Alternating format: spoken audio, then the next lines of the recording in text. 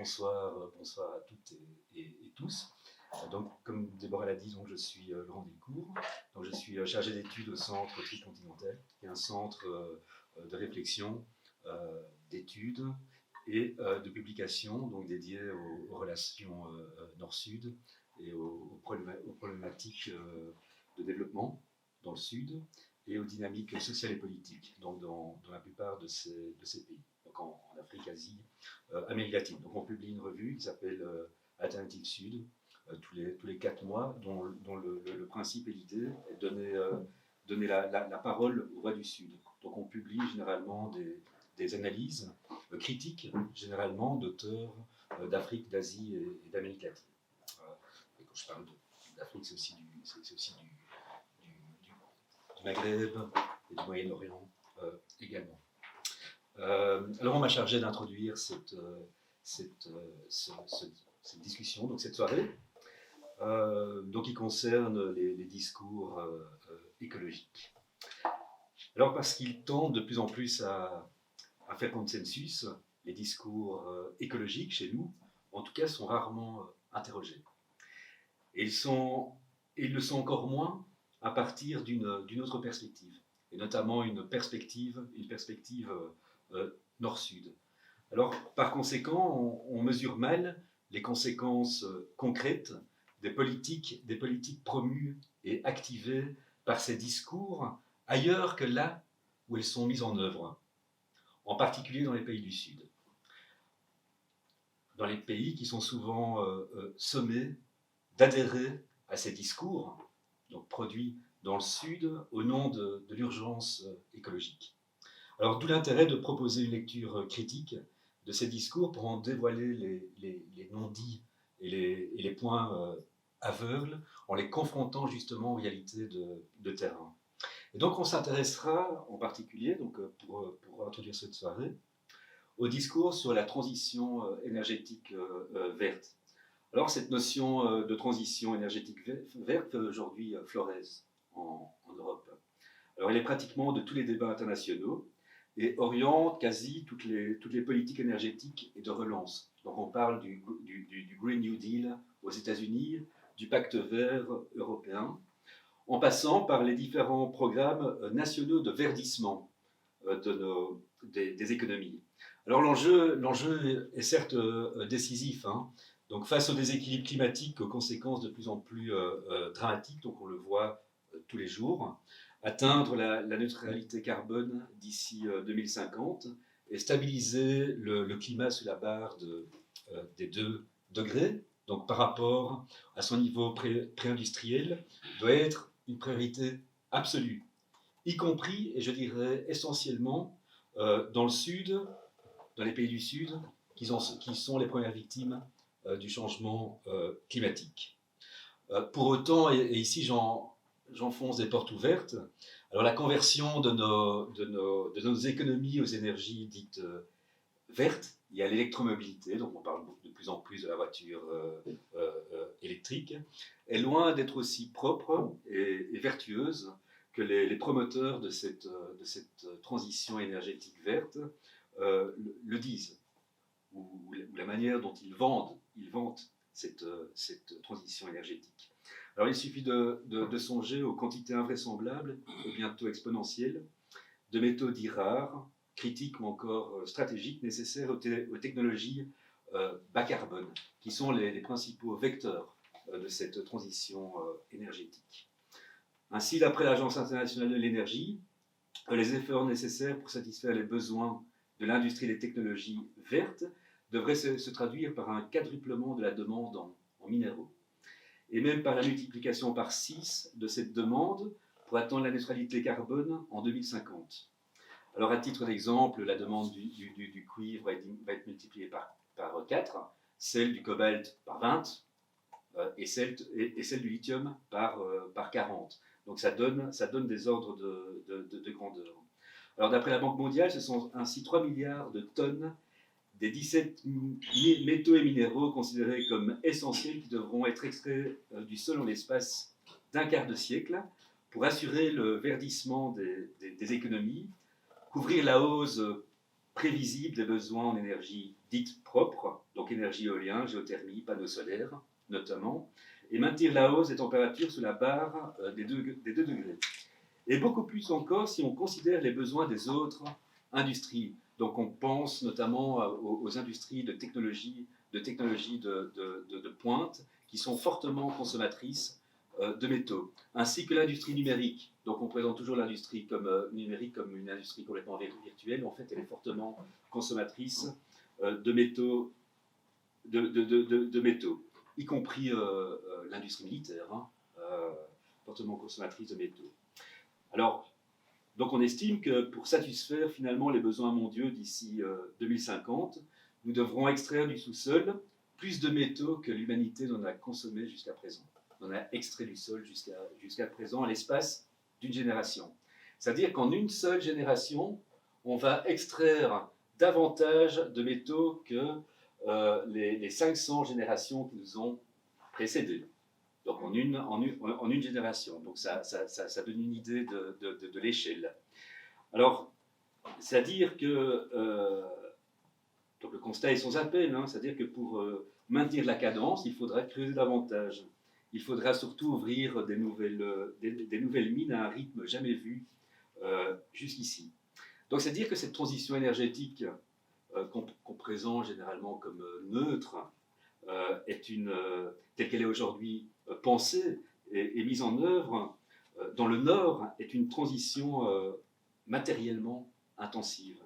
Donc substituant une dépendance, et celle des énergies fossiles par une autre, elle est complètement tributaire des métaux, ainsi que d'autres ressources. Donc on peut parler du bois de balsa, par exemple, nécessaire aux éoliennes, ou de l'eau. L'industrie minière est fortement consommatrice en eau. En fait, cette révolution verte tend à repousser toujours plus loin les frontières de l'extractivisme, donc de l'industrie extractive. Et cette récente addiction, parce qu'on peut parler d'addiction actuellement, dans le cadre de cette transition énergétique, aux métaux, tend à provoquer un nouveau rush sur les ressources minérales des pays du Sud, en particulier les pays qui sont riches en ces matières premières. Pays du Sud qui sont redevenus un théâtre d'affrontements entre grandes puissances énergétiques. États-Unis, Russie, Europe et Chine, bien entendu, qui vient on va peut-être en parler, de signer le contrat du siècle avec la RDC.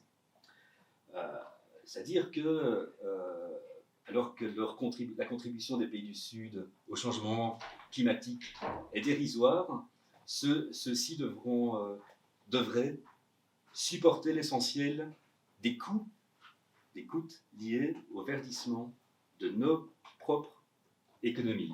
Or, on connaît tous et toutes les terribles conséquences sociales, environnementales et humaines liées à l'industrie extractive, et les nombreux conflits et violations des droits humains qu'elle génère sur le terrain. Alors c'est précisément ces réalités de terrain qui nous intéressent ce soir et qui vont être explorées. Alors pour ce faire, on propose divers focus. Donc le premier focus nous emmènera en Amérique du Sud, et en particulier au Pérou. Donc Maria Eugenia abordera, donc je lui laisserai le soin de se présenter comme chaque intervenant.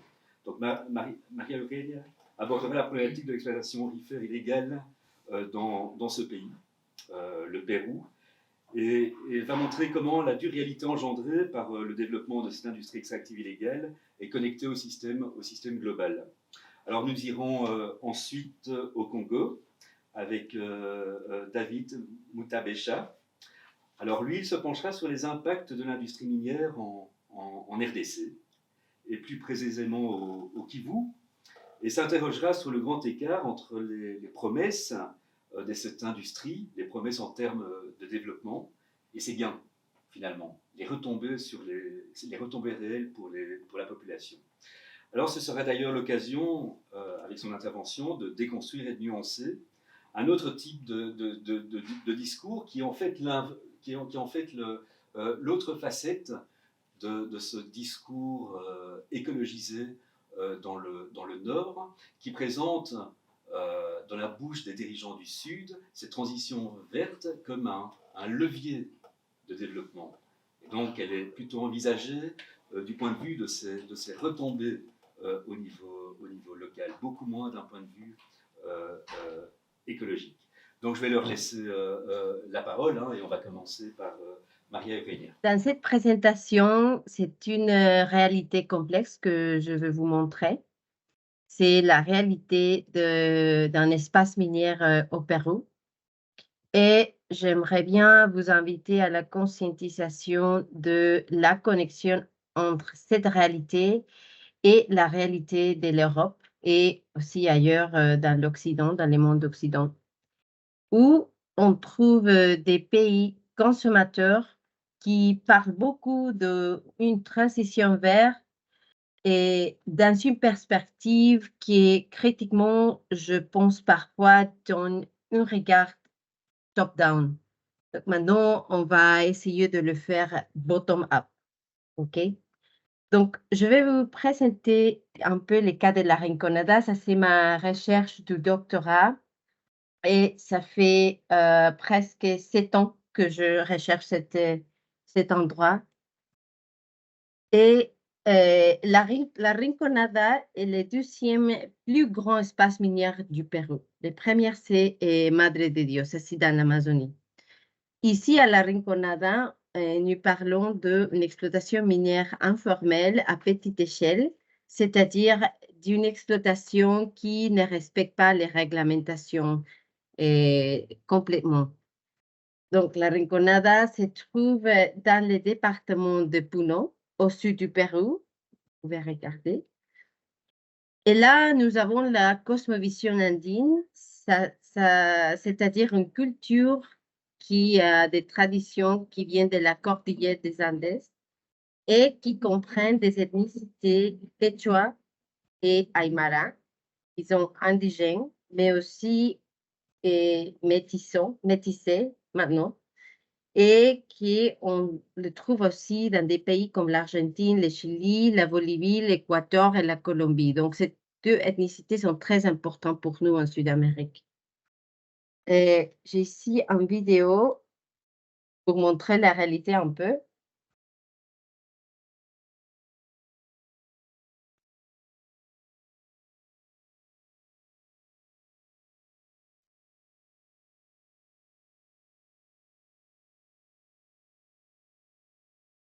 Donc, ça, c'est pour montrer un peu comment est-ce qu'on a un contexte vraiment extrême au niveau des climats. Et c'était très difficile d'obtenir des données en raison du danger dans l'espace minier, et pas seulement pour les climats, mais aussi pour des différents aspects que je vais parler maintenant. Donc, comme je dis, on trouve un climat extrême qui est à moins 15 degrés presque toute l'année. Et c'est une fois atroce où les maisons n'ont pas la capacité de, de, de soutenir cette température très basse. Et il n'y a pas aussi des services de santé équipés et il n'y a qu'une petite clinique et la population est confrontée chaque jour à des problèmes bronchopulmonaires et ils ont aussi des maladies de l'altitude chronique et de nombreux impacts parce qu'il y a des balles, parce qu'il y a aussi beaucoup d'armes qui circulent. Et il y a beaucoup de crimes. Et, il y a aussi un gros problème de pollution, comme vous pouvez regarder. Et ça, c'est parce que tous les déchets humains, tous les eaux usées vont dans la rue. Il n'y a pas de système de drainage. Et il n'y a pas aussi un système de l'eau potable. On trouve aussi des problèmes de l'utilisation avec l'utilisation du mercure qui est bien passé ici avec tous les mineurs, tous les travailleurs mineurs. Et c'est le plus facile pour les processus de l'eau. Et comme vous voulez, dans cette photo ici, c'est des glacières et la population a un système d'irrigation qui a été créé localement pour avoir de l'eau. Et cette eau et cette glacière est déjà contaminée par le mercure. Comme je parlais, ce qui concerne la sécurité, il y a des voleurs à toute heure de la journée, il y a des mortes parce qu'ils utilisent des dynamites aussi, il y a des armes. Et nous avons également la présence non seulement de mineurs hommes, mais aussi des femmes qui sont aussi mineures. Mais il y a aussi une autre caractère qui sont des femmes, ou on peut dire filles. Et, ça, c'est des femmes mineures qui travaillent avec des pierres et ils sont pas considérés dans les systèmes de production de la minerie par des hommes. Donc, ils sont très, on peut dire, exclus et invisibilisés. Dans plusieurs de cas, ils sont mères célibataires et, ou parfois ils sont plus des hommes mineurs qui viennent pour travailler, mais c'est surtout des femmes célibataires.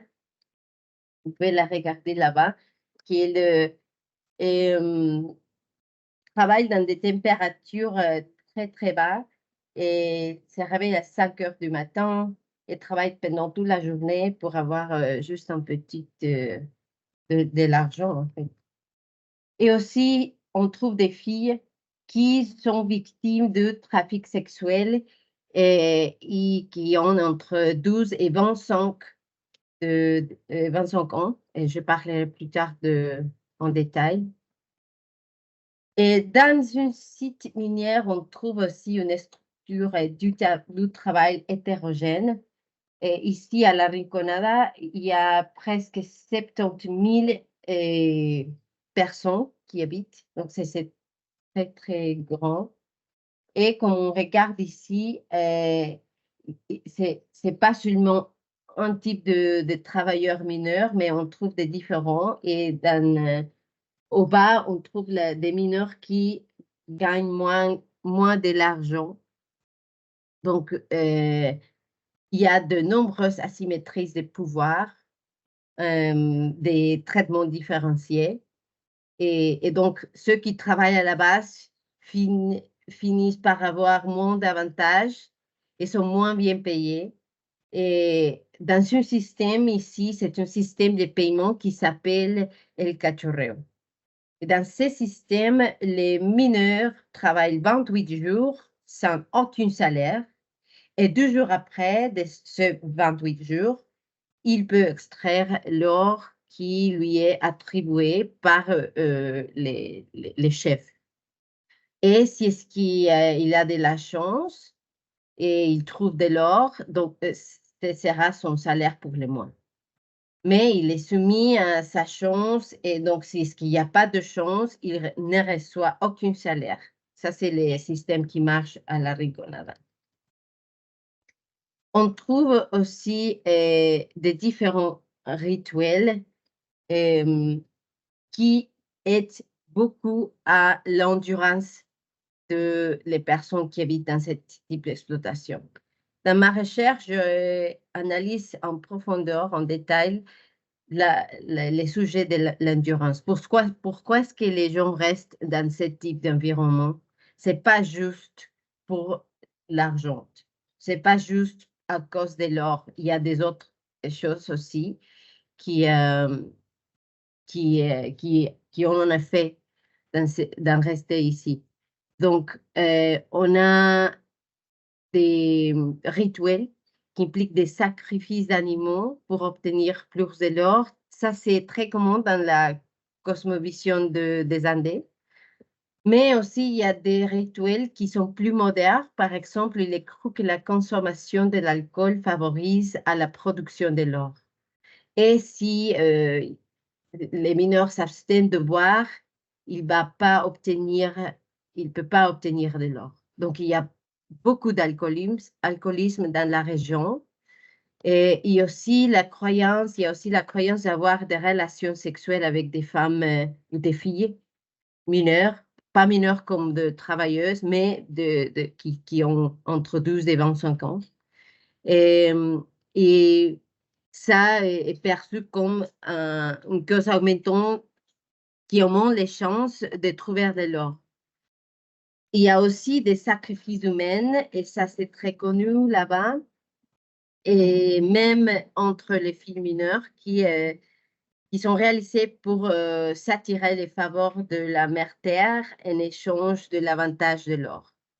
Ces rituels, bien qu'ils ne sont pas vraiment officiels dans la cosmovision des Andes, nous montrent une importance très particulière dans ce contexte et peut être considérés comme des pratiques contemporaines, mais qui aussi attirent les mineurs à rester encore plus de temps. Il y a aussi des bars bordels qui sont des endroits de divertissement. Ouais, il n'y a pas seulement une prostitution forcée, il y a aussi des femmes qui viennent pour une prostitution, on peut dire, volontiers. Mais il y a plein des agressions et on trouve des morts en raison de l'utilisation des dynamites et des armes. Et chaque jour, les centres de santé reçoivent un ou deux cas par rapport à des agressions ou oui, des morts qui ont lieu dans cette bar bordel. Chaque bar, on pense qu'il y a entre 3 ans ou 12 ans bar bordel. Et chaque bar a peut-être entre 5 et 10 filles qui travaillent là. Donc, là, on peut regarder un peu des papiers où ils appellent, ils font des appels, je ne sais pas comment dire, mais pour contrater des filles. Ils disent qu'ils ont besoin d'une serveuse dans un endroit qui vont gagner bien de l'argent. Et après, quand elles arrivent à la Rinconada, et c'est une autre histoire. Et là, vous pouvez aussi regarder une des rues où on trouve des bars bordels. Et ça, c'est un peu sensible. Je suis désolée, mais c'est aussi la réalité que je vais vous montrer. C'est des filles qui sont tuées et qui sont mortes et qui sont aussi euh, mis dans des sacs et qui sont aussi lancés dans la rue, jetés dans la rue. Aussi, on trouve que pour vous rester, pour avoir de l'argent dans un site minier, il faut avoir de l'expérience. Donc, par un mineur, c'est important, vraiment important, de rester là-bas pour, oui, longtemps, pour avoir cette expérience et avoir plus de pouvoir. Et finalement, ce qui concerne la vente de l'or, c'est une grande partie de cet or illégal qui est vendu non seulement à niveau local, mais également dans une échelle internationale. Et mon recherche a révélé un lien entre le Pérou et l'Europe. Une partie de cet or est raffiné dans des fonderies locales ou il est exporté vers des fonderies internationales, principalement en Suisse, mais Suisse, ils ont les 70% de l'or qui est réparti après dans toute l'Europe et aussi ailleurs. Donc, cet or est vendu à des entreprises en Europe qui l'utilisent dans la fabrication des bijoux ou des produits technologiques comme votre portable. Et plusieurs de personnes l'achètent sans savoir ou être conscient de sa provenance. Et pour conclure, je veux dire aussi que la responsabilité de l'Europe dans cette extraction est évidente, même aussi pour des États nationaux comme l'État du Pérou. Il y a beaucoup de responsabilités de ce nettoyage de l'or illégal. Mais dans l'Europe, comme vous êtes là, c'est important de penser à la consommation des produits finaux qui vient de cette ressource naturelle et savoir que la demande des consommateurs peut contribuer à résoudre les problèmes, pas complètement, mais on peut faire un effort et encourage des pratiques plus éthiques, encourage de donner de l'information de cette industrie. Voilà, ça c'est tout et merci beaucoup. Les pays du Sud devraient développer des mécanismes d'adaptation face aux effets du changement climatique. Et pour arriver à cette transition, d'ailleurs on l'a si bien introduit, l'exploitation minière va être un secteur très utile pour y arriver. Et pour ce faire, il y aura en fait une demande accrue des ressources minières pour y arriver. Mais je veux rapidement vous donner juste, par exemple, un exemple. Je vais vous donner juste un exemple. Lorsqu'on on produit, par exemple, une voiture électrique, cela demande à ce qu'on puisse extraire 13 kg de cobalt. Donc, pour une voiture électrique, il faut 13 kg de cobalt. Imaginez maintenant la demande en voiture dans les années futures et ce que cela représentera en termes des minéraux. Et comme l'exploitation minière est une solution pour arriver à cette transition énergétique verte, eh bien, la République démocratique du Congo s'avère être un pays solution par rapport à cela parce que la RDC regorge plusieurs réserves en termes de ressources minières très stratégiques pour cette transition-là. Alors, si on suit très bien le discours politique au niveau de la RDC, on se rend compte que les acteurs politiques présentent la RDC comme étant un pays solution, mais la question qu'on ne se pose pas très souvent, c'est à quel prix cette solution-là va coûter pour les populations locales. Cela va me pousser, lorsque je parle des prix, cela va me pousser de vous introduire une province qui se trouve à l'est de la RDC, qu'on appelle le site Kivu. Le site Kivu, en fait, c'est l'une des provinces où on retrouve plusieurs types de ressources minières. Et dans cette province se pratiquent deux types, ou je dirais même trois types d'exploitation minière. Il y a l'exploitation minière industrielle qui est assurée par une société qu'on appelle Banro, qui n'est pas actuellement active, mais qui a encore des titres miniers au niveau de la province. Il y a également l'exploitation minière artisanale qui est beaucoup plus pratiquée par les nationaux et l'exploitation minière semi-industrielle qui est pratiquée entre les étrangers et les nations.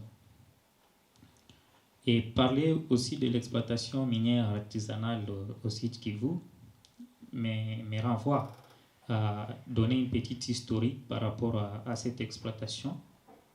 Déjà, à l'époque coloniale, l'exploitation était juste industrielle.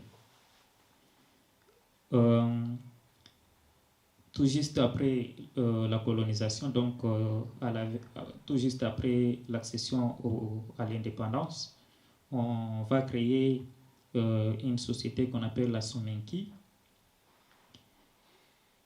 Et donc, c'est encore de l'exploitation industrielle qui va continuer. Et en 1996, on va commencer l'exploitation minière industrielle avec une autre société qu'on appelle Banro au niveau du site Kivu.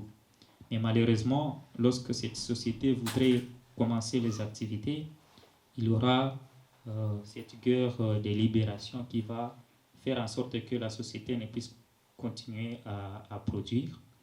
Et pendant plusieurs années, l'exploitation minière va être effectuée, donc va être à la main de groupes armés, de quelques nationaux, etc. Donc l'exploitation va se faire de manière illicite et illégale. En 2010, le gouvernement, plutôt en 2002, lorsque la guerre de libération va se terminer, on va mettre en place un code minier et un règlement minier qui va permettre aux banros et aussi aux nationaux de continuer l'exploitation. En 2018, on va réviser ces codes miniers, mais aussi ces règlements miniers, afin de permettre une meilleure gouvernance dans les secteurs miniers au niveau de la RDC. Alors, en parlant de la province du Sud Kivu, je vais vous présenter quelques minerais qui sont extraits dans cette province. Il y a de l'or, il y a les coltans, il y a le wolframite, il y a les cuivres, il y a les diamants, il y a également les cassitérites.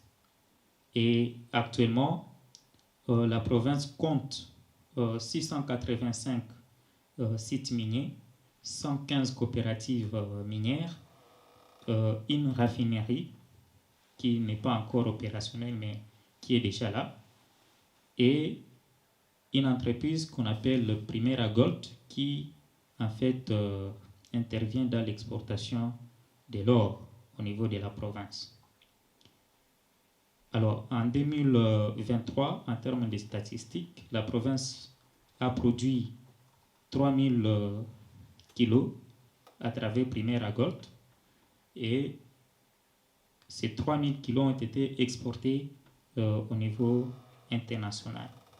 Pourtant, en 2022, la RDC était incapable d'exporter 48 kilos pour toute l'année. Alors, on peut alors se poser la question pourquoi, pendant plusieurs années, la RDC ne parvenait pas à aller au-delà des 50 kilos d'or exportés, mais en moins d'une année, elle parvient à exporter plus de 3000 kilos d'or. Ça, c'est une question qui va me permettre de... Je vais essayer un peu de développer cet aspect-là plus tard. Mais en parlant également de la province du Sud Kivu, malgré la présence de tous ces minéraux, eh bien, les taux de pauvreté restent de 84% au niveau local. Et en fait, pour bien faire l'exploitation minière artisanale au niveau du site Kivu, il y a plusieurs lois qui existent tant au niveau national qu'au niveau international. Et ces lois portent premièrement sur les principes de traçabilité de l'or, et donc le fait de tracer l'or ou les minéraux produits depuis le puits du site jusqu'à la consommation finale de cet or-là. Et au niveau de la traçabilité, il y a par exemple les pactes nationaux, plutôt les pactes de Nairobi. Il y a la section 1502 de la loi Dodd-Frank. Il y a le guide de l'OCDE qui parle du devoir de diligence. Il y a la résolution 1552 de 2010 qui a trait avec les questions des conflits dans les sites miniers. Il y a l'initiative pour la transparence dans les industries extractives lithiées. Il y a des codes également et règlements miniers qui parlent de cette traçabilité-là. Au niveau toujours de ces lois ou de ces directives, il y a celle qui se rapporte à la certification des sites, plutôt des minéraux. Et là, la certification suppose en fait d'examiner l'origine des minéraux et vérifier si l'or ou les minéraux qui est extrait ne provient pas d'un endroit où, par exemple, il y a le travail des enfants ou alors dans des sites où les femmes enceintes travaillent. Cette même directive se penche aussi sur les questions liées à la dégradation de l'environnement et à la contribution au niveau du développement local. Et il y a plusieurs sociétés internationales qui œuvrent pour la certification des minéraux extraits au niveau du site Kivu. Il y a par exemple l'initiative allemande de CTC, il y a BGR qui est l'Institut fédéral allemand des géosciences des ressources naturelles, il y a l'ITSI, l'initiative pour la chaîne d'approvisionnement des 3T, il y a les TACT, etc. Et même au niveau national, il y a quelques initiatives que le gouvernement a entamées par rapport à cette question de certification, notamment l'ITOA pour tracer l'or et l'ITB pour tracer l'or et d'autres minerais au niveau de la base et donc au niveau des sites miniers. Au-delà de la certification,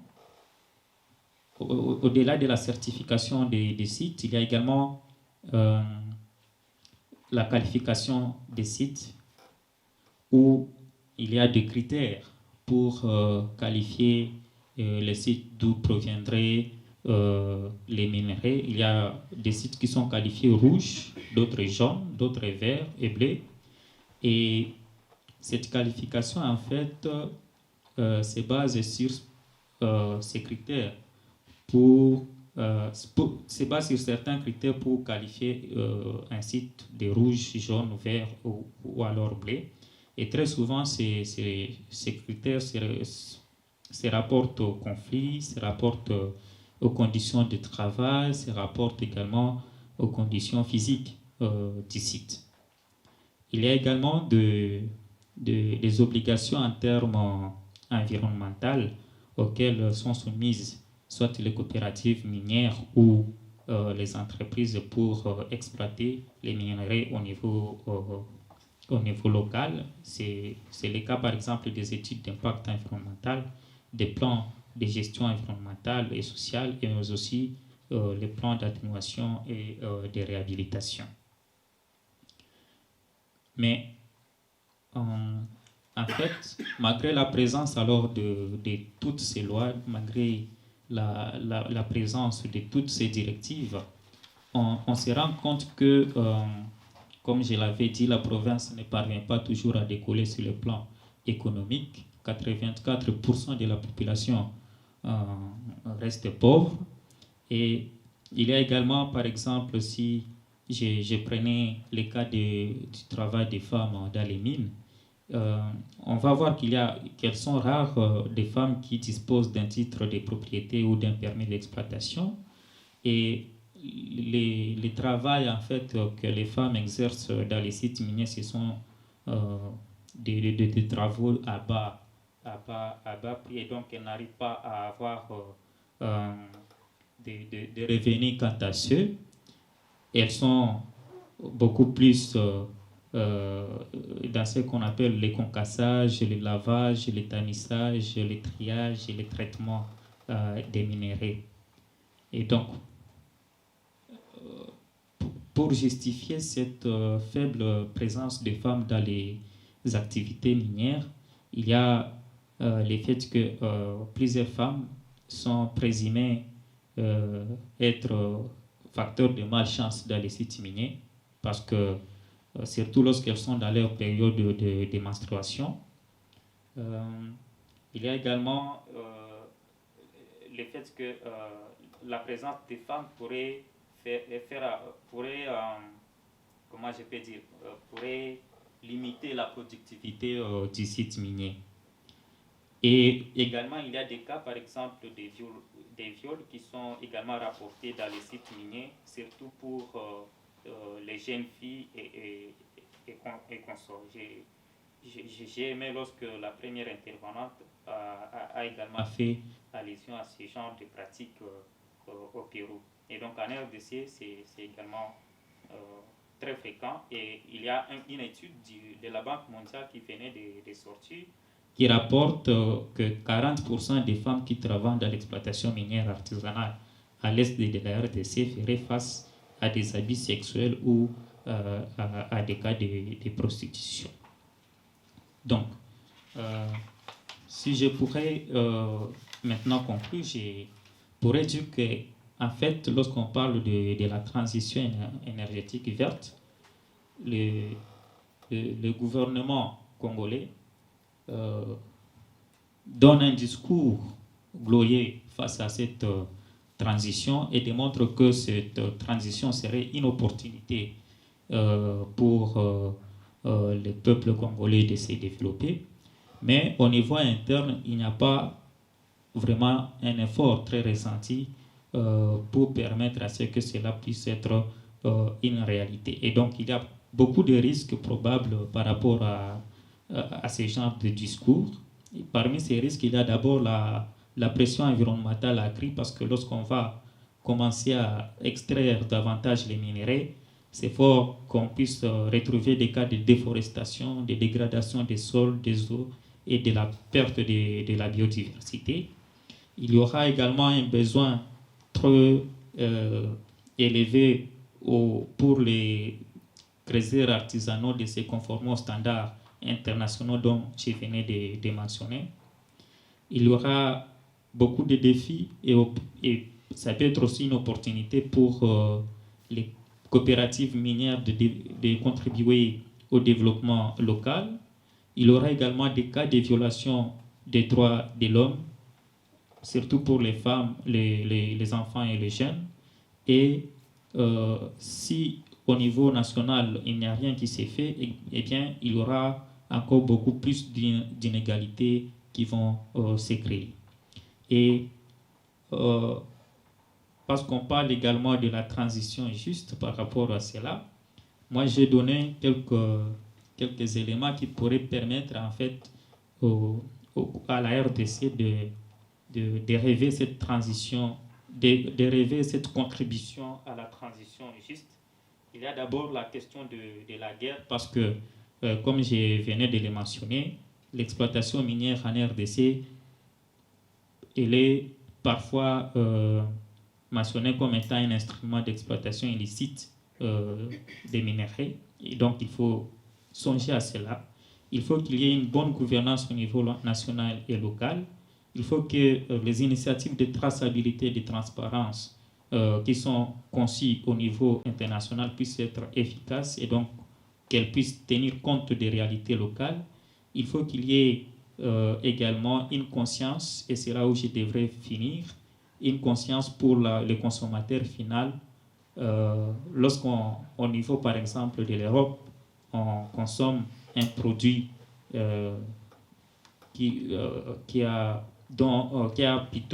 émane par exemple de l'exploitation minière artisanale, surtout à l'est de la RDC, il faudrait se rassurer que ces produits dont je détiens, est-ce que ces produits n'est pas en fait dans ces produits, est-ce qu'il n'y a pas toutes ces problématiques là dont je venais de mentionner. Merci d'avoir en fait apporté à ce stade de discussion à la table la thématique de l'eau. Je me présente rapidement, Haja Habib, je suis du Maroc, ingénieur général à la base, avec également un diplôme en droit public et 8 ans d'expérience dans la planification et la gestion des ressources en eau. Et je suis là en passage en Belgique pour poursuivre mes études dans un master de spécialisation en Nexus eau, énergie, alimentation. Et donc, on est tous d'accord qu'on ne peut pas en fait mener un discours écologique ni de transition énergétique ou encore énergétique ou encore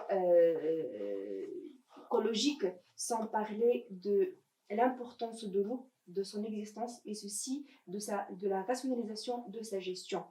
Là, on est bien d'accord aussi qu'en Belgique, cette question de la rareté de l'eau ne s'impose pas. Oui, si on la compare en fait à d'autres pays de l'hémisphère sud qui, eux, maintenant font face à la problématique de la rareté de l'eau et de la crise en matière de gestion des ressources en eau. Mais si on compare en fait la disponibilité de la ressource en eau en Belgique aussi et par rapport à une dizaine, 5 ans d'années de passé, ça serait peut-être là une surprise qu'il y aura une tendance vers la rareté des ressources en eau partout dans le monde. D'où en fait l'intérêt de se pencher dans le futur et de préparer toujours un plan B, soi-disant un plan C aussi, pour faire face à cette situation.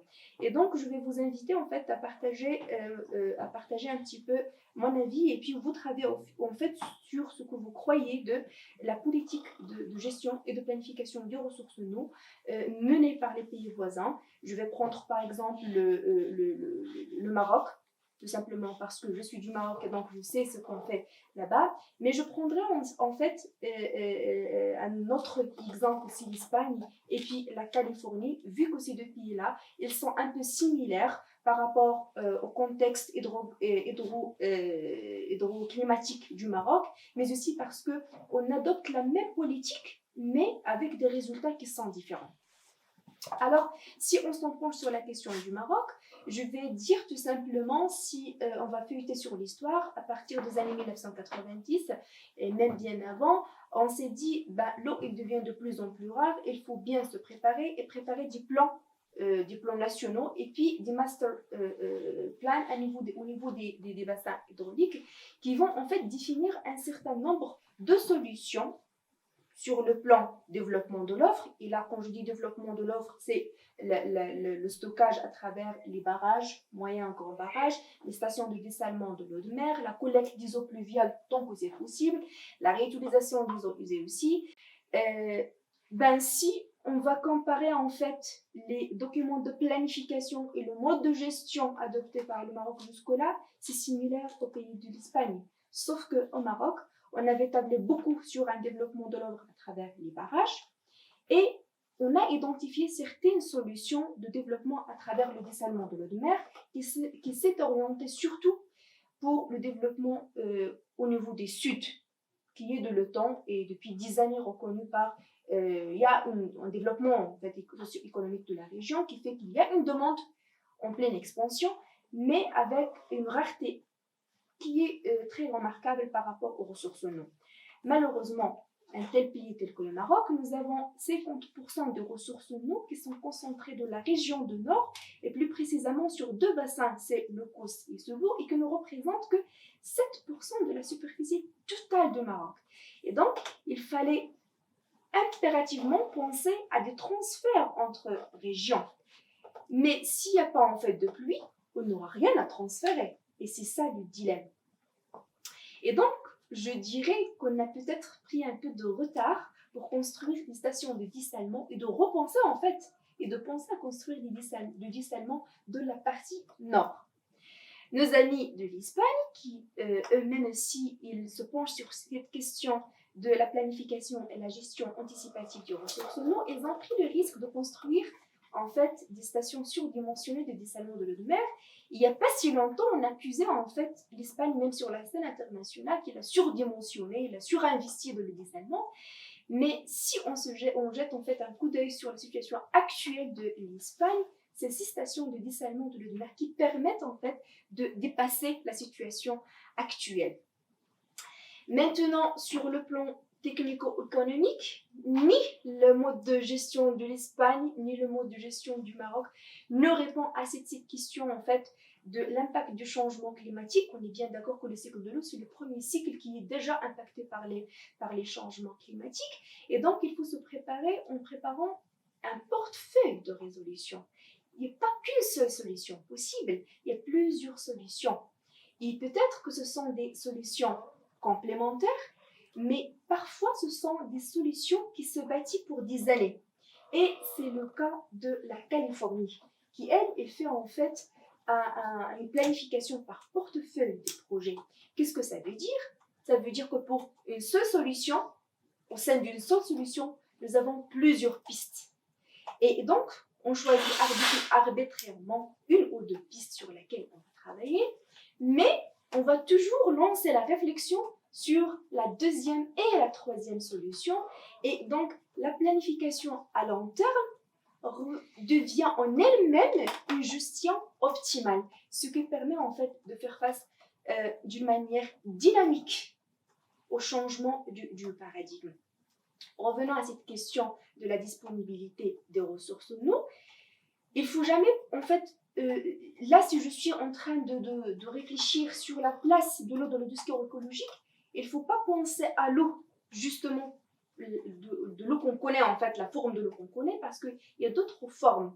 Et donc, le pays de la Belgique, comme étant un pays qui ne souffre pas actuellement d'un problème de rareté de l'eau, peut-être il participe d'une manière ou d'une autre à la rareté de d'autres pays s'il importe des produits qui consomment beaucoup d'eau pour qu'ils soient produits. C'est de l'eau virtuelle. Je donnerai l'exemple encore du Maroc. Là, on produit beaucoup de fruits rouges, du chage, du tomate qu'on exporte. Mais à vrai dire, on exporte de l'eau. On ne pourrait pas venir tout de suite et dire on va arrêter une telle ou telle production parce qu'on sait pertinemment que toute l'armature et l'architecture économique et sociale est bâtie sur notre agriculture, mais quand même, on va changer ce paradigme et orienter peut-être notre culture vers les bonnes pratiques agricoles, je dirais. Et de par là, je vais dire que dans l'autre sens, en Belgique, on pourrait s'orienter de plus en plus vers les petites bonnes pratiques qui peuvent participer à long terme à la rationalisation des ressources en eau.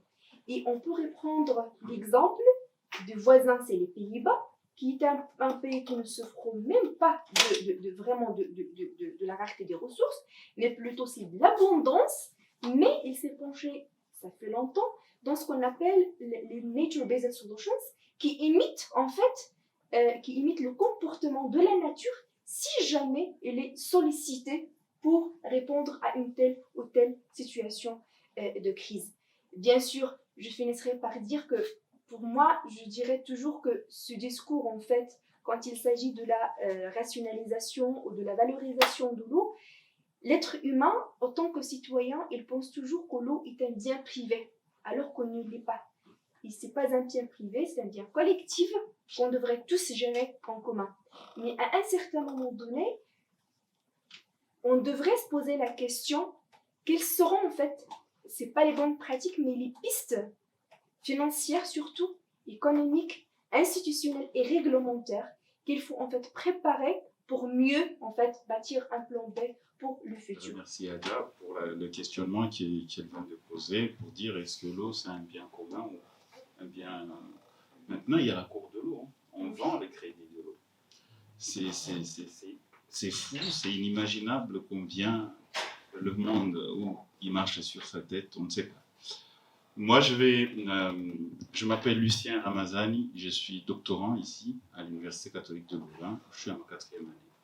Et je travaille sur des thématiques d'eau dans la région des Grands Lacs, beaucoup plus à l'est de la RDC, à Goma, Bunia et aussi Uvira. Donc, les 3 lacs, le lac Kivu, Édouard et Albert au Congo. Alors, je ne sais pas si on peut montrer la carte de Goma. Voilà, donc on est au cœur de l'Afrique et Goma est à côté de... Goma se situe à l'est de la République démocratique du Congo, où on partage la frontière avec nos voisins voisin du Rwanda. Et voilà, un peu plus au nord, on voit l'Ouganda, le Burundi, et ainsi de suite. Et donc, moi, je vais me concentrer juste sur la ville de Goma, qui est frontalière à la ville de Gisenyi au Rwanda. Et je vais essayer de vous parler d'un mouvement des citoyens qu'on appelle la Lucha, qui est lutte pour le changement.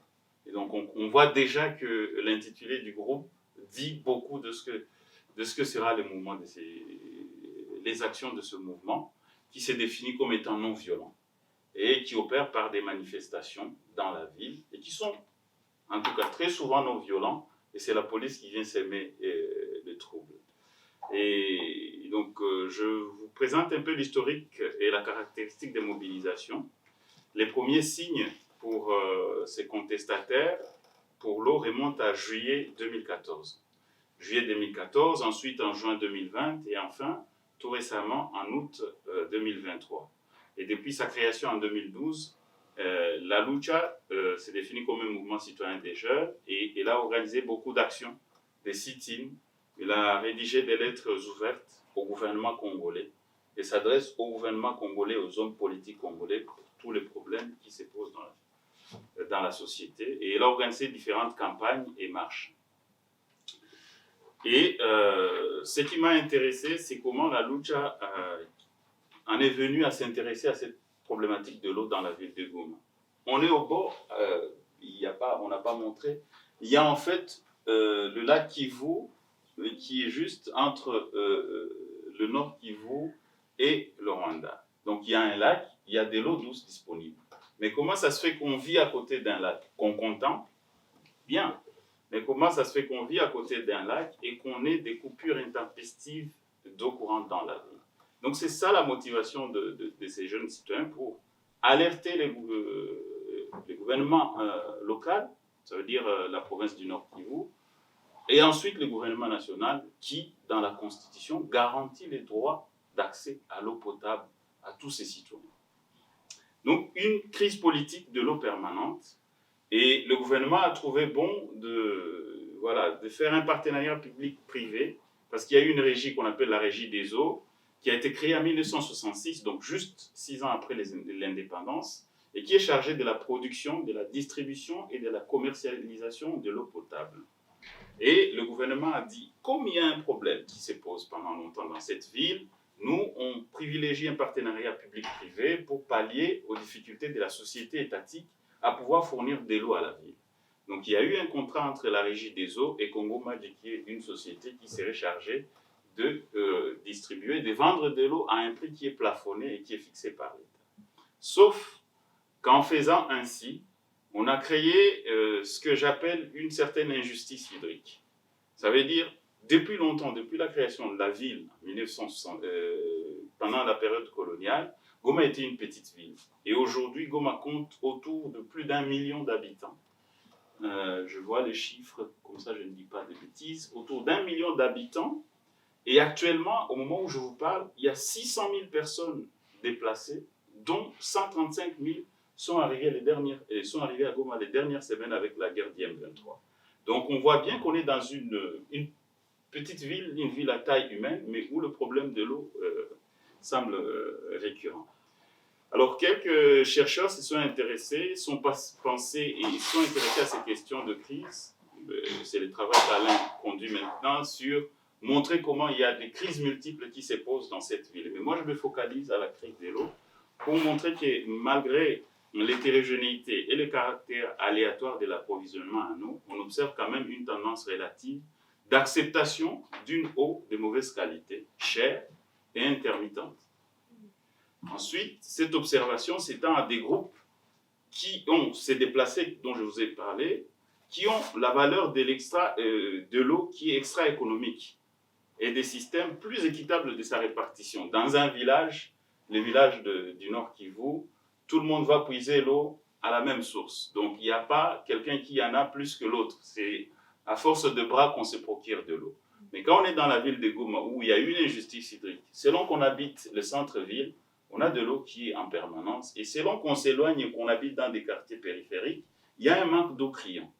Ou soit, si on a accès à cette eau, il il faut avoir des moyens économiques parce qu'il y a des prestataires privés qui ont de gros tanks et qui peuvent vendre de l'eau. Il y a ceux qui le font sur de petits vélos.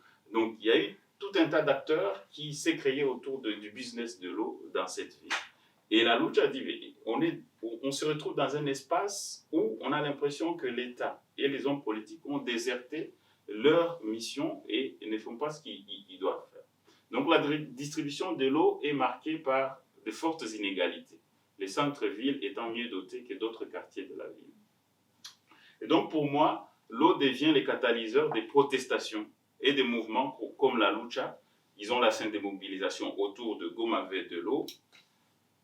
Et les protestations de la lucha émergent sur la scène politique de la ville et apparaissent comme un phénomène inédit. D'autres mobilisations d'une certaine radicalité marquent l'actualité politique du pays. Et cette mobilisation, pour la comprendre, il faut l'insérer dans une perspective plus large des longues durées d'observation des dynamiques socio-culturelles de la ville, économique, politique et de la province en général.